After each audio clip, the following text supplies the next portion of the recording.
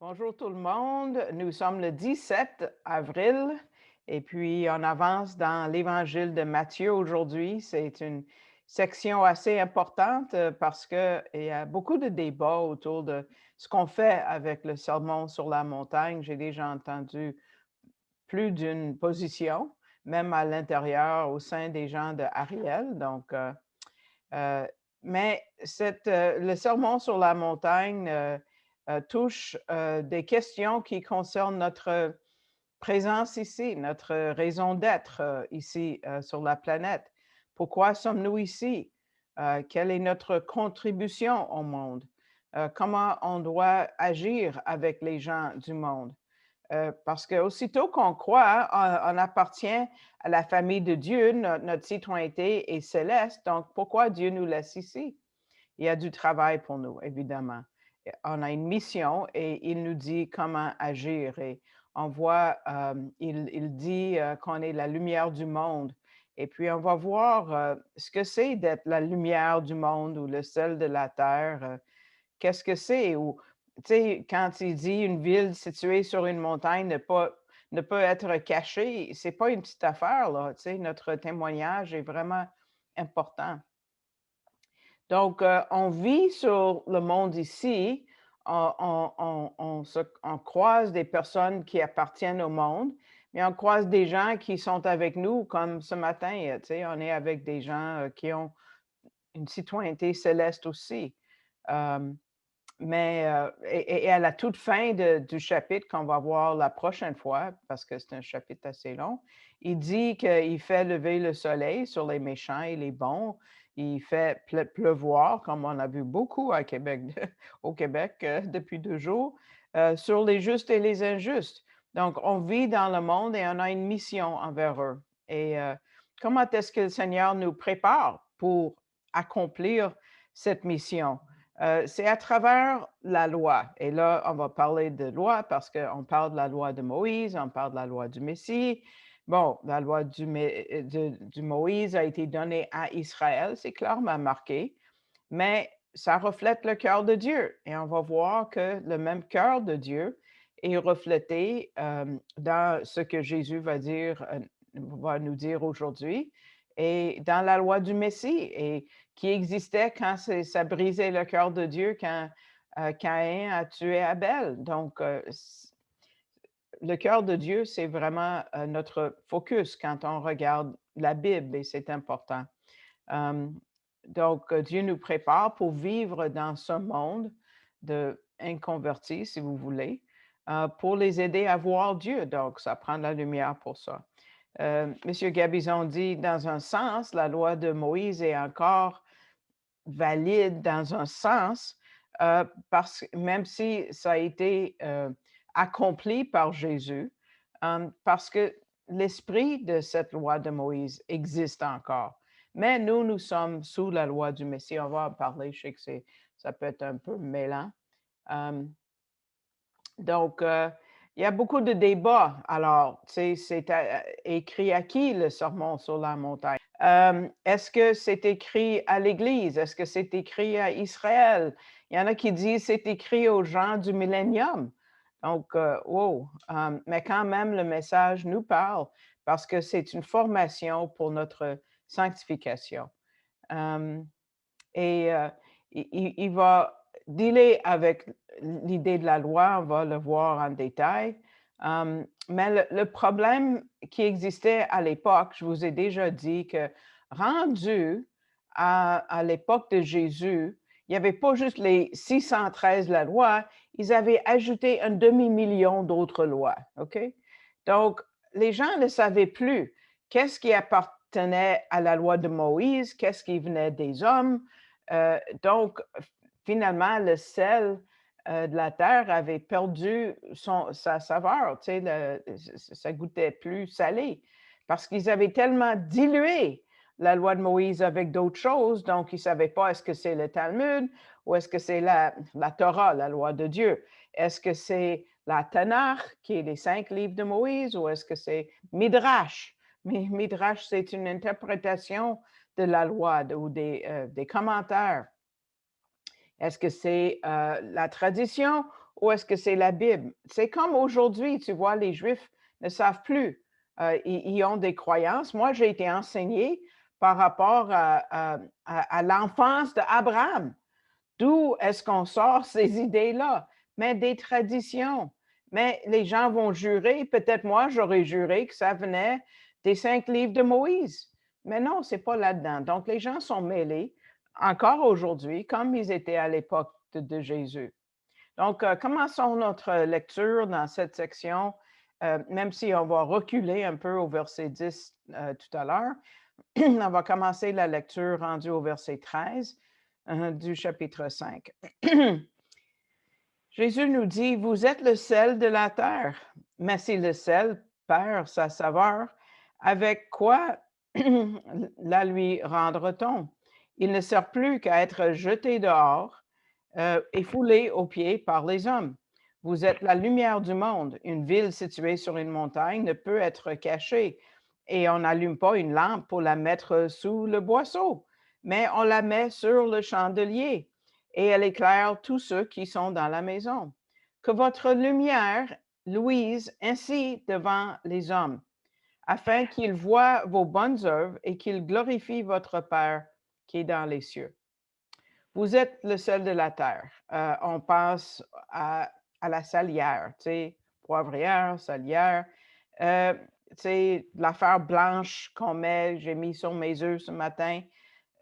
Non, ben, ça inclut ça. Mais tu veux dire, à l'époque de Matthieu, le sel a été utilisé pour plein d'affaires. C'était tellement répandu dans leur vie quotidienne que c'est difficile de dire, bon, Jésus parlait de ça exactement. On ne peut pas le dire vraiment. Une des fonctions du sel, c'était de préserver.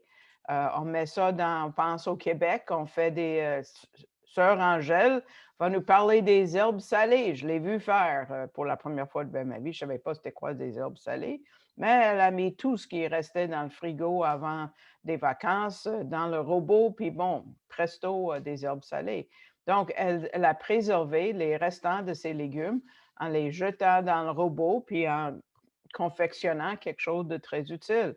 Donc, c'était une façon de ne pas perdre quelque chose. Et ils l'utilisaient, eux, pour préserver la viande. On pense à fumer la viande ici. Bon, le smoke meat, tu sais, c'est pas tout à fait fumé de la même façon, mais c'est quand même pour préserver la viande. Toute viande cachère qu'on produit, par exemple, à Montréal, est très salée.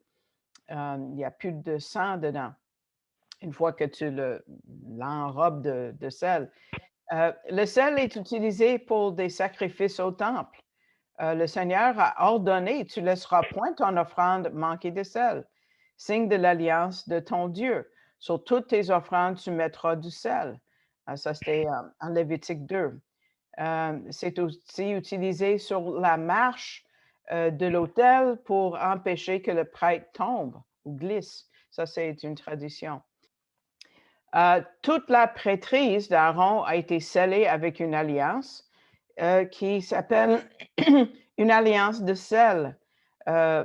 tu vois, quand Dr. Fruchtenbaum va manger, j'ai mangé une tranche ce matin, le pain qu'on mange au sabbat, il va prendre sa salière et saler ce pain-là, sa tranche de pain pour le Shabbat, challah, parce que pour se rappeler que c'est une alliance de sel, parce que c'est le Shabbat, c'est le signe de l'alliance avec Moïse. Donc, même si, bon, on va voir la place de la loi de Moïse, mais avançons. Le sel, c'est aussi, croyez-le ou non, un synonyme pour sagesse. On voit ça encore dans les autres écrits. C'est un homme qui a l'esprit vif, la sagesse. C'était aussi utilisé pour une façon de payer les gens. C'est pour ça qu'on a le terme salaire. Ça vient du sel. C'est l'argent qui est donné dans les légions romaines. Les gens étaient payés avec du sel. Le sel, on sait quand on gargarise avec de l'eau salée, c'est utilisé pour guérir ou nettoyer. Euh, euh, le Talmud mentionne le sel comme un remède pour un mal de dents. Les femmes l'utilisaient pour rince-bouche. C'est pour assaisonner, évidemment. Job dit, peut-on manger ce qui est fade et sans sel? Donc, c'est clair qu'on l'utilise. Mais est-ce qu'on est censé d'être tout ça, alors, tout le monde, le sel de la terre? Est-ce que c'est ce que Jésus voulait dire quand il a dit, vous êtes le sel de la terre?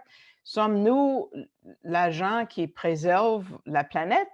Est-ce que nous sommes censés d'être la prêtrise et d'être sages et de prier pour sa guérison, son nettoyage?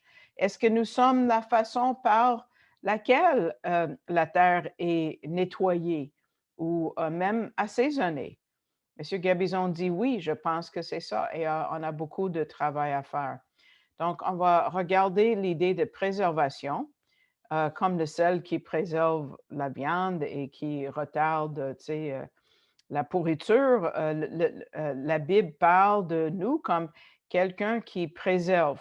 C'est ça l'idée en 1 Corinthiens 7, 14, quand il dit, car le mari non croyant est sanctifié par la femme, et la femme non croyant est sanctifiée par le frère. Autrement, vos enfants seraient impurs, tandis que maintenant, ils sont saints.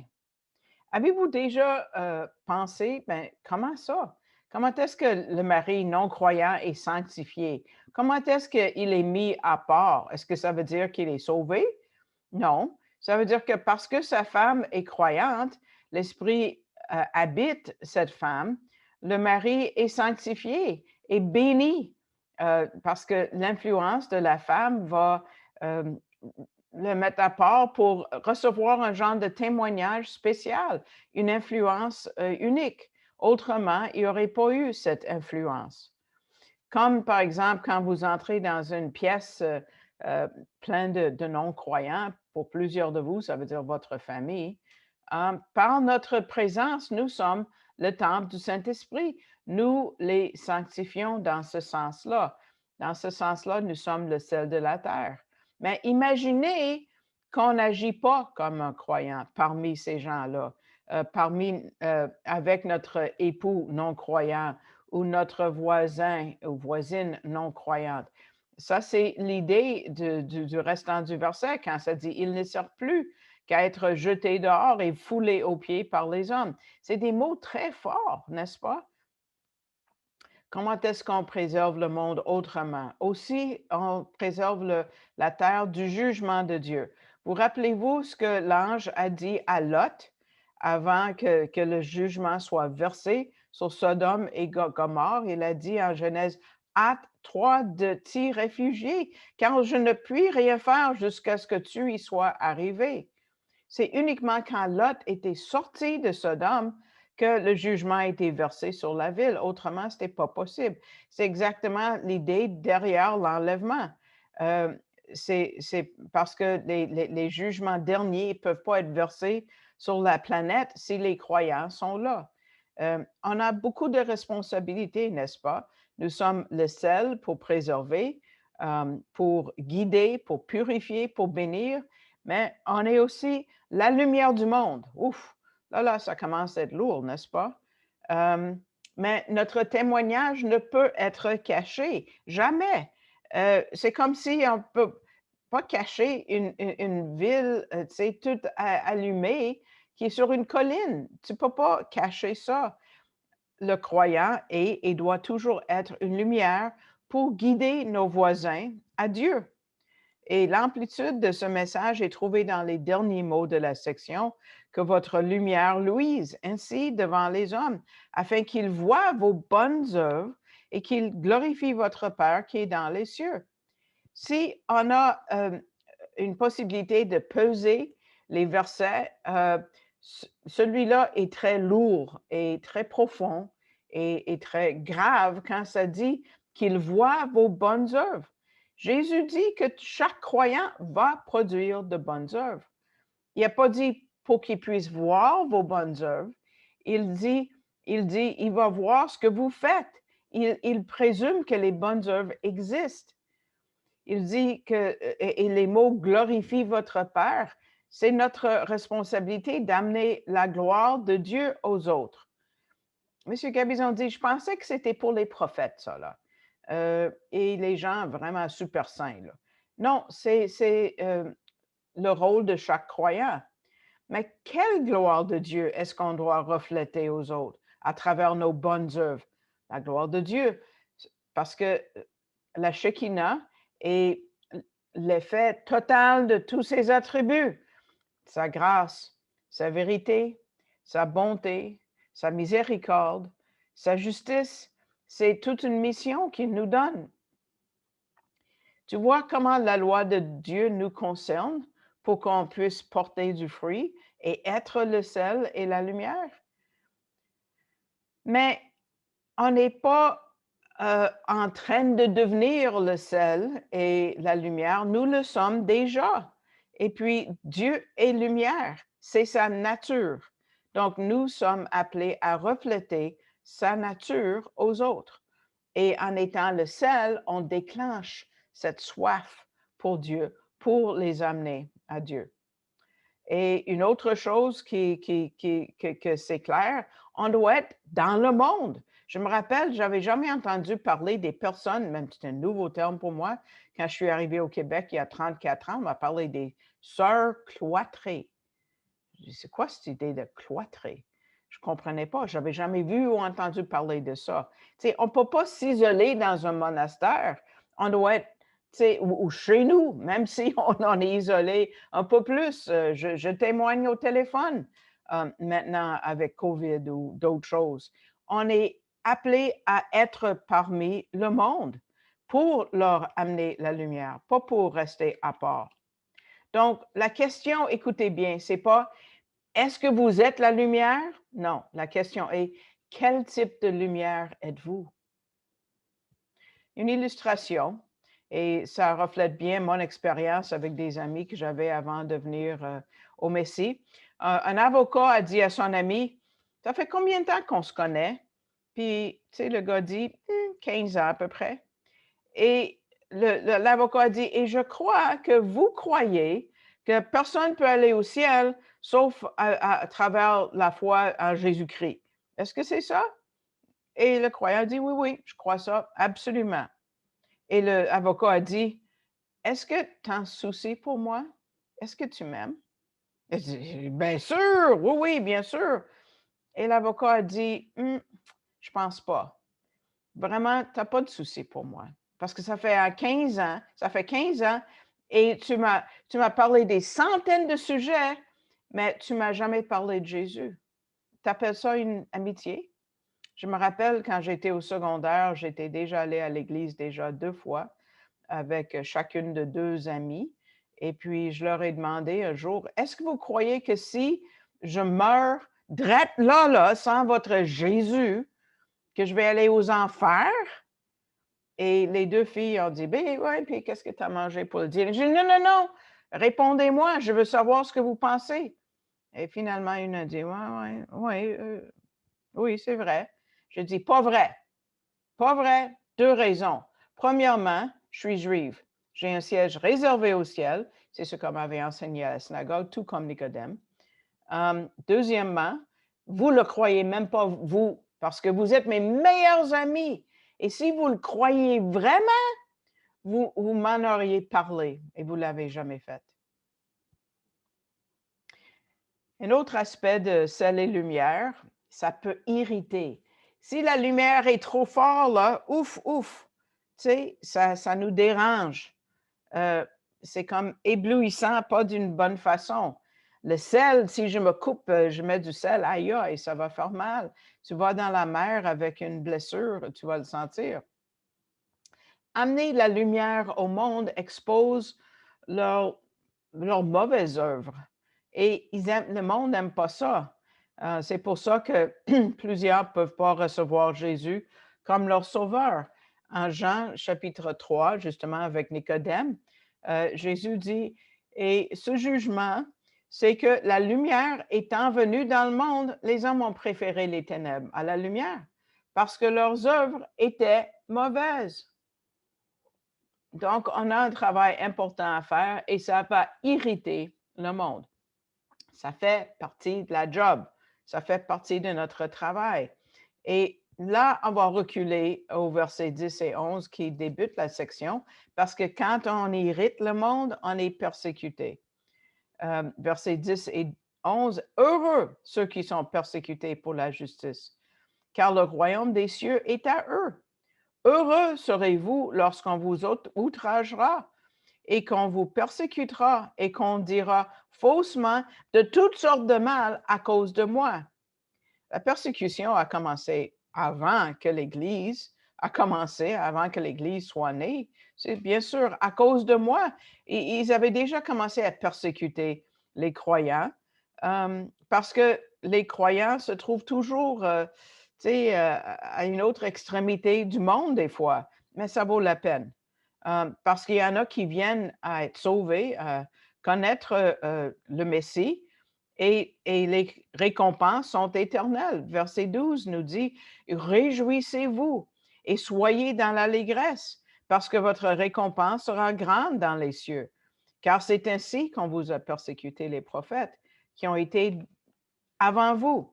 Donc, les prophètes ont été persécutés par les autorités religieuses et nous, les Juifs messianiques, on est peu en nombre, n'est-ce pas? Si on est 15 millions de Juifs dans le monde, puis on est entre 300 000 et peut-être, gros estimé, 500 000 dans le monde, on est très peu parce qu'on est persécuté.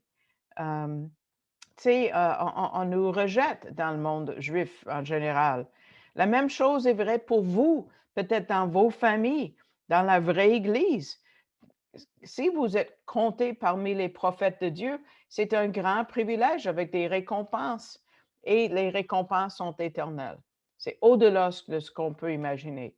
Mais c'est difficile de nous réjouir et d'être heureux quand on est persécuté, mais on peut le faire. On a la possibilité de le faire avec Yeshua. Comme un juif messianique, je ne peux pas aller déménager en Israël. C'est interdit pour moi. Mais écoutez bien, le royaume du ciel va m'appartenir et aussi la terre d'Israël dans le millénium aussi. C'est difficile de parler de la persécution quand on vit au Canada, sauf peut-être dans vos familles, là, vous le vivez. Mais M. Gabizon dit, sautons à l'occasion quand on peut, pendant qu'on peut encore témoigner plus librement. Comment est-ce que le sel peut perdre sa saveur? Avez-vous déjà pensé? Si vous regardez les propriétés chimiques, ça ne peut pas arriver. Donc, qu'est-ce que ça veut dire? C'est dans le mot saveur qu'on peut comprendre quelque chose. Autrement, le même mot est traduit par fou, comme Romains 1, 22, je vais vous le lire. Se vantant d'être sages, ils sont devenus fous, sans saveur. OK? Et dans le livre de Romains, l'homme était si loin de Dieu qu'ils sont devenus fous. La même chose pour les croyants qui se distancent de Dieu. Il y a une autre façon que le sel peut perdre sa saveur. Si tu mets 15 épices et herbes dans un plat, tu ne vas pas distinguer le sel probablement. Et c'est ça, la prochaine illustration va nous amener là. Il y a 4 façons que chaque objet réagit à la lumière. Ça, c'est une leçon en physique, M. Gabizon nous amène. Il y a l'idée de transparence. Donc, mon eau ici n'est pas tout à fait transparent, mais si j'avais quelque chose de complètement clair, il n'y a rien qui se passe avec la lumière. Ça passe à travers sans refléter quoi que ce soit. D'autres sont semi-transparents ou translucides parce que j'ai mis du jus de citron dedans. Donc, la lumière est bifurquée un peu et diffuse un peu. Donc, on ne peut pas voir la lumière clairement. Donc, il reflète la moitié peut-être ou une partie de la lumière. D'autres choses sont opaques. Si je mets ça là, vous ne voyez rien, sauf mon étui brisé. OK? Ça bloque la lumière. D'autres objets agissent comme, écoutez bien, des miroirs. Nous voulons être des miroirs en reflétant la lumière. Écoutez, je vais le répéter. Dans un miroir, est-ce qu'on sait ce qui est derrière le miroir? Non. Tout ce qu'on voit, c'est le reflet. Donc, nous devons être le miroir, que les gens ne voient pas, ne nous voient pas derrière le miroir, mais ils voient juste Dieu. C'est ça qu'on doit refléter. Avez-vous déjà vu une éclipse lunaire? Le reflet de la Terre va couvrir l'image de la Lune. Et puis, quand le Soleil est derrière la Terre, ils sont tous alignés, la Lune, la Terre et le Soleil. Et c'est très beau, mais ça doit être ce que nous reflétons dans le sens, quand Paul a dit en Galates 3, 27, on doit être revêtu de Christ. Ésaïe l'a dit de la même façon en Ésaïe 61, 10, quand il dit, il m'a revêtu des vêtements du salut. Il m'a couvert du manteau de la délivrance. C'est une illustration comment on peut être la lumière du monde. Passons à l'autre, au prochain passage. Ça prend plus d'attention parce que les gens ne comprennent pas. Donc, il y a beaucoup de dénominations chrétiennes. Là, on va plonger dans l'idée de la loi. Versets 17 à 20. Ne croyez pas que je sois venu pour abolir la loi ou les prophètes. Je suis venu non pour abolir, mais pour accomplir. Car je vous le dis en vérité, tant que le ciel et la terre ne passeront pas, il ne disparaîtra pas de la loi un seul iota ou un seul trait de lettre jusqu'à ce que, quand tout soit arrivé. Celui donc qui supprimera l'un de ces plus petits commandements et qui enseignera aux hommes à faire de même sera appelé le plus petit dans le royaume des cieux. Mais celui qui les observera et qui enseignera à les observer, celui-là sera appelé grand dans le royaume des cieux. Car je vous le dis, si votre justice ne surpasse celle des scribes et des pharisiens, vous n'entrerez point dans le royaume des cieux. Donc, il y a beaucoup de croyants avec de bonnes intentions qui disent la loi de Moïse est valide pour l'éternité. Parce que Jésus n'est pas venu pour abolir, donc la loi est valide. Mais si vous regardez bien, ça parle de l'accomplissement. Ça enseigne vraiment l'opposé de ça. Jésus n'est pas venu pour abolir, mais pour l'accomplir. C'est deux mots très importants dans le verset 17. Ce sont comme ils sont des opposés, abolir et accomplir. Si Jésus était venu avec un bulldozer pour détruire le temple, le mot abolir aurait été approprié. Mais pendant son procès, on l'a accusé de vouloir détruire le temple en utilisant le même mot. Mais il n'est pas venu pour faire des ravages au temple comme ça. Il est venu pour l'accomplir. Qu'est-ce que ça veut dire? Comme une prophétie qui est accomplie, c'est le même mot. Donc, la loi de Moïse était là depuis que ça a été donné et ça attendait un accomplissement. Et là, je vais vous amener à travers le tabernacle de Dieu et même si on ne voit pas toutes les structures, on va voir pas mal ici. Donc, le tabernacle de Dieu, on voit le tribu de Juda qui est devant la porte et la seule et unique porte du tabernacle. Jésus est venu de là et il est devenu quoi? Le chemin, la vérité et la vie. Quand on entre par la porte, on voit le blanc là, qui est peut-être Geneviève, tu peux prendre ton curseur pour les aider à voir. Il est allé à l'autel de sacrifice qui est juste devant, où on voit, exact, on voit, et Jésus est devenu l'agneau de Dieu, le dernier sacrifice pour le péché. Ensuite, on voit le lavoir qui est juste devant. Et puis, il était sans péché et euh, il a envoyé son esprit pour nous nettoyer et nous sanctifier.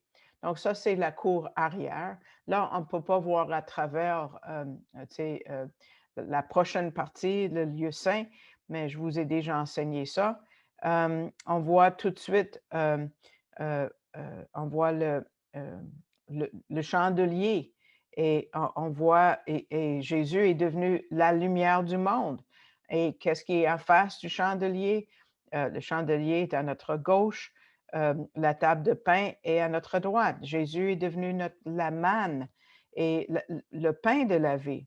Ensuite, plus loin au fond, avant le lieu le très saint, on a l'autel d'encens. Mais il a déchiré le voile qui nous séparait du lieu très saint, qui fait en sorte que l'autel d'encens, c'est pour les prières. Il a laissé entrer nos prières au trône de Dieu et il nous garantit l'accès à Dieu éternellement. C'est ça qui veut dire accomplir. Jésus est venu accomplir toutes ces images-là. Donc, dans un sens, le temple, le tabernacle, la loi de Moïse avec ses 613 commandements sont encore là dans la Torah. On peut voir tout le travail que Jésus a fait pour nous, tout ce qu'il a accompli. Mais là, le verset 18, ça semble comme répéter le verset 17. Et là, c'est très important. Si vous ne saisissez pas d'autre chose de la discussion sur la loi, essayez de rentrer ça. Tu sais, si tu dis: «Il ne disparaîtra pas de la loi un seul iota», ça veut dire comme une apostrophe, ou un seul trait de la lettre, ça c'est comme la différence entre la lettre P et la lettre R, ça c'est un trait de lettre. Ils disent: «On peut jamais rien enlever de la loi», mais continuons. «Car je vous le dis en vérité, tant que le ciel et la terre ne passeront point, il ne disparaîtra pas de la loi un seul iota ou un seul trait de lettre jusqu'à ce que tout soit arrivé.» Dr. Fruchtenbaum analyse le grec de cette façon-là. Écoutez bien. Il faut faire disparaître le ciel et la terre pour que j'accomplisse pas ce que je suis venu faire. Je répète. C'est ça en grec. Je sais que c'est pas clair en français. Je sais que c'est pas clair en anglais. Je connais pas d'autres langues pour vérifier. Mais c'est ça l'idée qui est marquée. Il faut que tout enlever la réalité pour que Jésus fasse pas ce qu'il est venu faire. Il l'a fait, il l'a accompli. Il fallait le faire complètement. Donc, les Juifs savaient que l'ère messianique venait quand la loi devait changer dans un sens, parce que Jérémie en a parlé. En Jérémie 31, c'est là où on présente la nouvelle alliance. Ce n'est pas juste présenté pour la première fois dans le Nouveau Testament. Ben non, la nouvelle alliance est dans l'Ancien Testament. Mais voici l'alliance que je ferai avec, ça c'est verset 33, avec la maison d'Israël. Après ces jours-là, dit l'Éternel, je mettrai ma loi au-dedans d'eux et je l'écrirai dans leur cœur et je serai leur Dieu et ils seront mon peuple.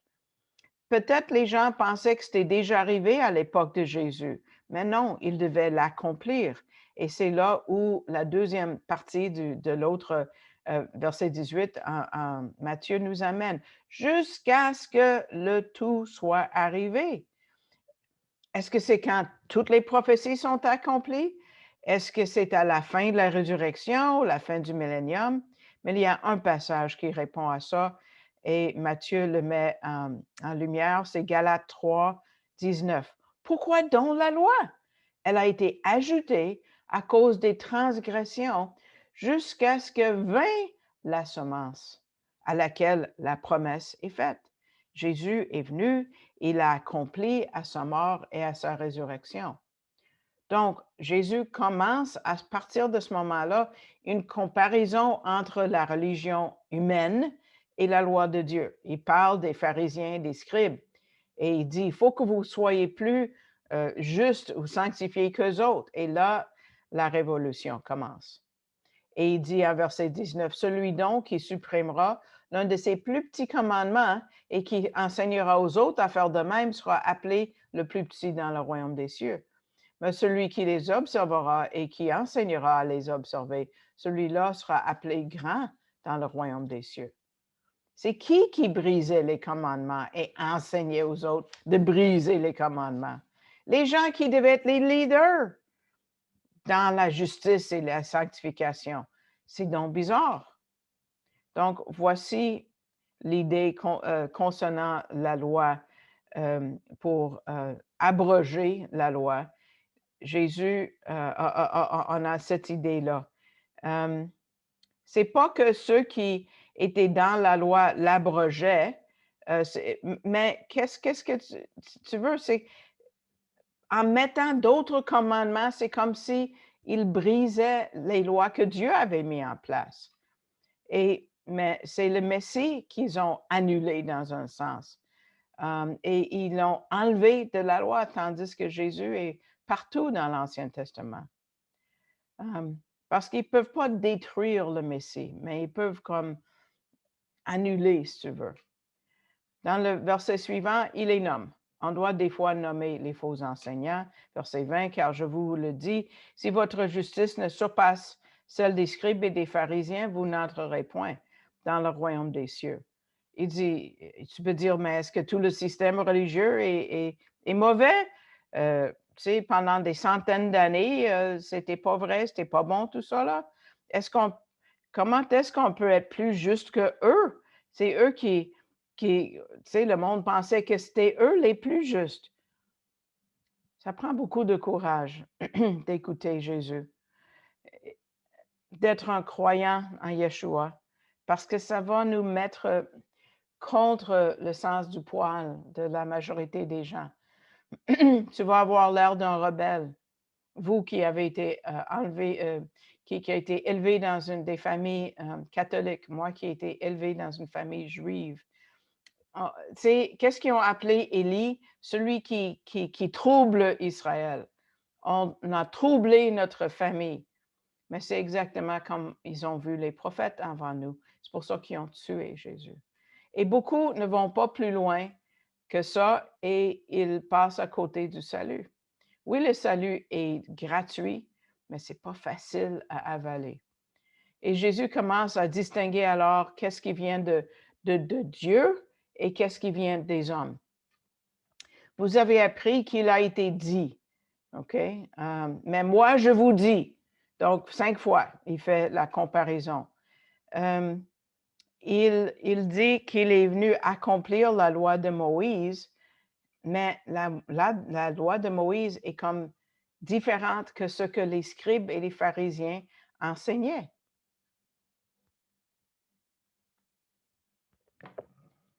Ça ne parle pas juste des lois, ça parle de ces mots.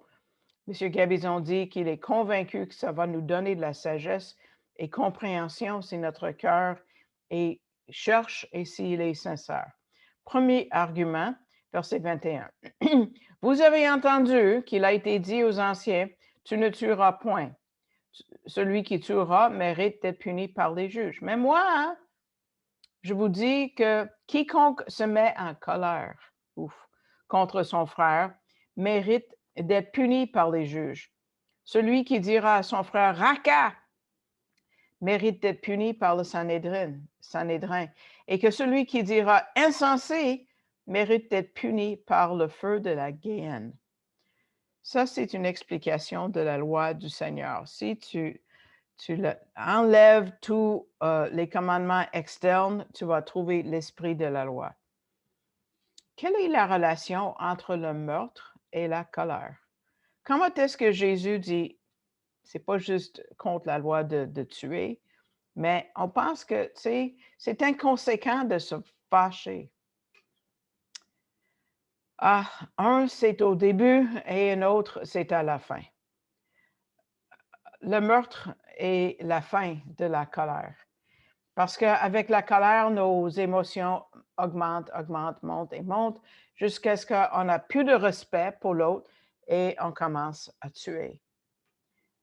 Jésus veut arrêter le péché avant que ça arrive là. Donc, les gens disent quelqu'un tombe enceinte ou tombe dans le péché. Tu ne peux pas juste tomber dans le péché comme ça. On doit songer, on doit penser au péché. Donc, le péché ne doit pas nous surprendre. À l'époque de Jésus, leur nouvel judaïsme, dans le fond, leur autre religion, ne trouvait pas les pensées importantes. Ils parlaient juste des actes. Ils s'étaient éloignés des Écritures et ça a amené les gens trop loin de Dieu. Il y a quelque chose d'autre qui est entre le meurtre d'un côté et où ça commence avec la colère. C'est les insultes. Quand les gens commencent à insulter, c'est un signe de faiblesse.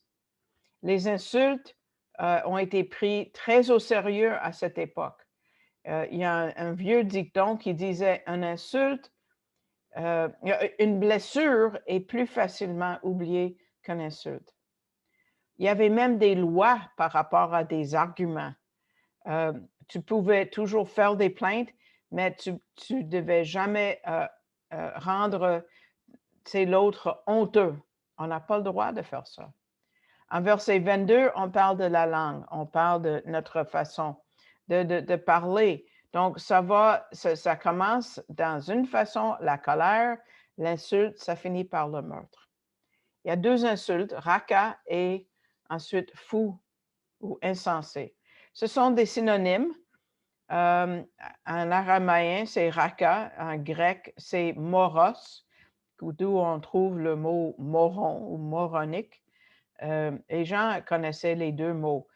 Jésus va nous enseigner à ne pas réagir aux insultes.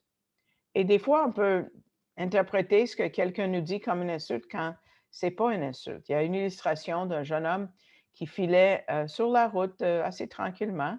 Il appréciait le paysage autour et il y avait une auto qui s'est approchée de lui qui a dit « Cochon, cochon, cochon ». Et le gars était offensé, puis il a dit « C'est toi le cochon, pas moi ». Et là, il a dit « Ah, là, je vais montrer ». Il continue sur son chemin, il fait le coin et frappe un cochon, en gros, qui détruit son auto parce qu'il a réagi avec colère au lieu de répondre avec un genre de caution il devait penser. Une autre progression de 3, c'est dans le verset 22 que ça parle de la cour suprême et Géhenne. Donc, encore là, ça envoie une progression. Donc, la progression du péché, ça va nous amener à quelque chose de petit, à quelque chose de grave. Le mot pour Géhenne, c'est notre première rencontre avec ce mot-là dans le Nouveau Testament. C'est une forme contractée du terme pour hébreu pour vallée et aussi les fils de Hinnom. La vallée du fils de Hinnom est au sud de Jérusalem. Si vous êtes déjà allé, vous avez vu. C'était un genre de dépotoir pour leur vidange et le feu brûlait sans arrêt et c'est devenu un synonyme pour l'enfer.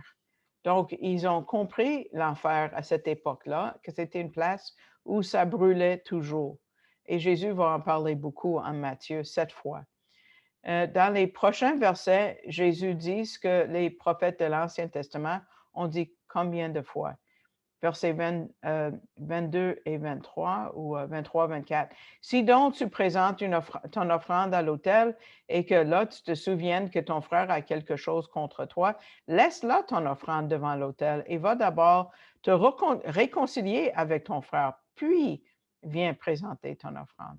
Combien de fois Dieu a dit à Israël, ta loi, là, tes observances de la loi, je ne veux pas les avoir si ton cœur n'est pas là. Ésaïe commence son livre avec ça, son long livre. La religion, il y en avait beaucoup de religions. Les gens venaient au temple avec leur offrande et le prophète est là au temple et qu'est-ce qu'il dit? On voit Ésaïe 1, verset 13. Cessez d'apporter de vaines offrandes. J'en ai horreur de l'encens.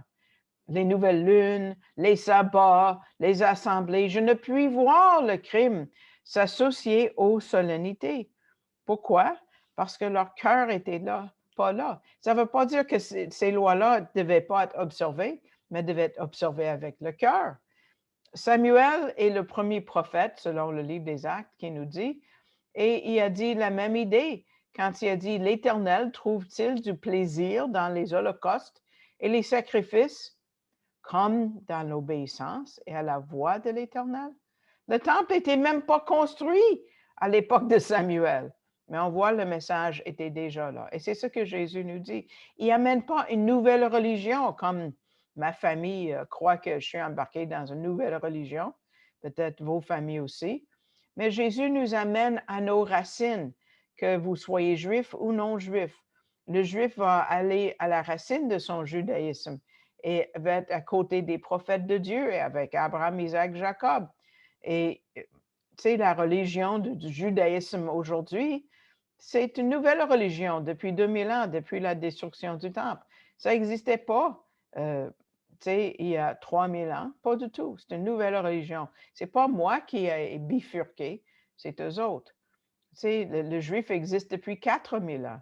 Et c'est là qu'on doit commencer à comprendre c'est quoi un juif. Pour les non-juifs, même à travers la parole et même à travers la loi de Moïse, vous allez reconnaître votre Créateur et votre Sauveur. Versets 25 et 26 nous amènent à utiliser notre gros bon sens pour comprendre la situation. Verset 25, accorde-toi promptement avec ton adversaire pendant que tu es en chemin avec lui, de peur qu'il ne te livre au juge et que le juge ne te livre à l'officier de justice et que tu ne sois mis en prison. Je te le dis en vérité, tu ne sortiras pas de là que tu n'aies payé le dernier cadran. Donc, c'est un bon conseil pour tout le monde. Va pas en cours. Euh, évite ça, là. Essaye d'être en paix avec tout le monde et de réconcilier avec les gens le plus vite parce que la loi va aller finalement à la racine. Et ce conseil-là est aussi vrai pour l'éternité parce qu'il va y avoir un jugement final. Chaque cœur humain va être face à Dieu. Chaque humain va être face à Dieu. Et n'est-ce pas mieux de régler tout ça avant d'arriver là? Oui. Et vous voyez que c'est une séquence de 3 encore là. Le juge, l'officier en prison. Mais si on est des croyants en Jésus, on n'a pas besoin de passer par tout ça, là. Pour notre destin éternel, il a tout payé. C'est lui le juge, mais il est aussi l'avocat et le sauveur. Le prochain argument va encore plus loin, versets 27 et 28. Vous avez appris qu'il a été dit, tu ne commettras point d'adultère. Mais moi, je vous dis que quiconque regarde une femme pour la convoiter a déjà commis un adultère avec elle dans son cœur. Encore là, c'est des mots très forts. C'est comme entre la colère et le meurtre. Mais l'adultère commence avec les yeux. Ensuite, ça va aux pensées et ensuite, on passe à l'acte. Avez-vous déjà pensé à l'évolution du péché d'adultère? Quand quelqu'un commet l'adultère, c'est jamais par accident. Il n'est pas tombé dans l'adultère. Ça commence bien avant, même des années avant. Donc, Jésus dit que c'est de l'adultère tout de suite au départ. Parce qu'il sait, après la pensée, il sait où ça amène. Le mot pour femme, c'est d'habitude, c'est une femme mariée. Et là, ça nous met en place pour ce qu'on va voir la prochaine fois quand ça parle de divorce. Parce que l'adultère, souvent, va amener au divorce. Et c'est pas nouveau. Job, bien avant, même Abraham a dit la même chose. Verset 1 du chapitre 31. J'avais fait un pacte avec mes yeux et je n'aurais pas arrêté mes regards sur une vierge.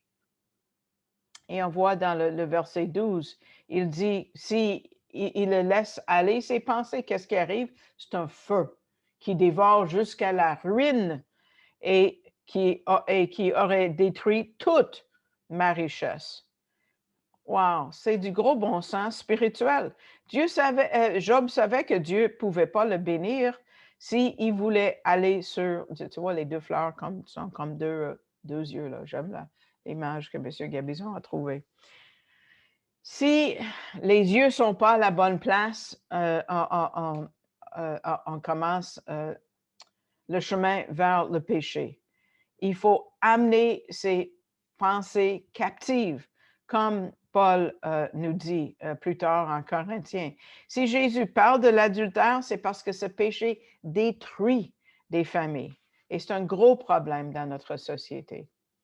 En 2006, il y avait un député en Floride qui a décidé qu'il allait suspendre tous ces policiers, hommes ou femmes, s'ils commettaient l'adultère. Je ne pense pas que ça puisse passer aujourd'hui, en 2021, parce qu'il a dit l'adultère, ce n'est pas un crime sans victime.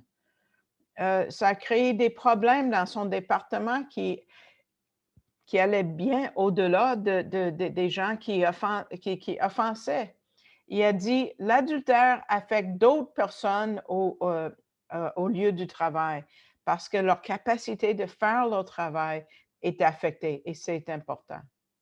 Donc, l'adultère va au-delà de ta relation avec ton époux, ton épouse. Et il dit, ça détruit tout dans son chemin. Et on va finir avec les versets 29 et 30 pour aujourd'hui parce que c'est une section riche. Si ton œil droit est pour toi une occasion de chute, et là, les gens posent des questions avec ça, arrache-le et jette-le loin de toi, car il est avantageux pour toi qu'un seul de tes membres périsse et que ton corps entier ne soit pas jeté dans la guéhenne. Et si ta main droite est pour toi une occasion de chute, coupe-la et jette-la loin de toi, car il est avantageux pour toi qu'un seul de tes membres périsse et que ton corps entier n'aille pas dans la guerre. Pourquoi la main et l'œil? Parce que l'adultère commence avec les yeux et ça finit avec les actes avec les mains. Et ça nous ramène que c'est qui l'audience pour ce message? Israël. Israël. C'est la loi de Moïse. C'est les gens qui vont dire c'est pour l'Église. Hey, vas-tu commencer à encourager ça là? Non, non. On ne peut pas l'appliquer au corps de Christ. On ne peut pas arracher les yeux, couper des mains. Jésus est venu accomplir la loi pour nous. Je finis avec ça. Comment est-ce qu'on peut se protéger de la chute, se protéger de la colère, se protéger du meurtre, se protéger de l'adultère? L'idée d'être dans la convoitise. Comment être le sel de la terre et la lumière du monde? M. Gabizon amène une illustration pour répondre à ça. Il y avait un fermier qui était à la fin de sa vie et a fait appel que tous ses fils viennent et il a dit à ses fils, il y a un trésor dans la terre qui m'appartient que vous allez avoir. Cherchez ce trésor-là en cultivant la terre. Bientôt après, le fermier est décédé et les fils cherchaient et travaillaient et labouraient la terre pour chercher le trésor. Ils l'ont fait avec tant de diligence que leur production a été grande et ils sont devenus riches. Et là, ils ont dit, on a trouvé le trésor. c'est dans le travail. Monsieur Gabizon dit, pour vous, la terre, c'est vos écritures. Travaillez là-dedans, labourez là-dedans. Plus vous cultivez, plus vous passez du temps là-dedans, moins vous allez tomber dans la colère et la convoitise. Donc, c'est la fin du message pour aujourd'hui. Pour ceux qui nous écoutent pour la première fois ou qui veulent avoir un rappel, moi, je vous donne des possibilités. Si vous avez été bénis, on veut vous donner l'occasion de soutenir le ministère. Il y a quelqu'un dernièrement qui a envoyé un don. Il faut toujours que les chèques que vous envoyez soient écrits au nom des ministères Ariel et pas à mon nom personnellement. Il faut que ça passe par le ministère. Geneviève, tu as le diapo. Donc, vous allez à arielcanada.com, vous cliquez sur le drapeau français qui va vous amener au mot donner en haut à droite et ça va vous amener à une autre page web, canadon.org, et puis vous allez voir, vous pouvez cliquer sur le rectangle rouge qui dit faites un don et de là, vous pouvez sélectionner mon nom parmi la liste que vous tirez vers le bas au milieu de la page. Et vous pouvez le faire par carte de crédit ou vous pouvez envoyer un chèque à l'adresse du ministère qui est sur la page web de arielcanada.com. Donc, je vous remercie pour votre temps et j'espère que ça a été une bénédiction pour vous.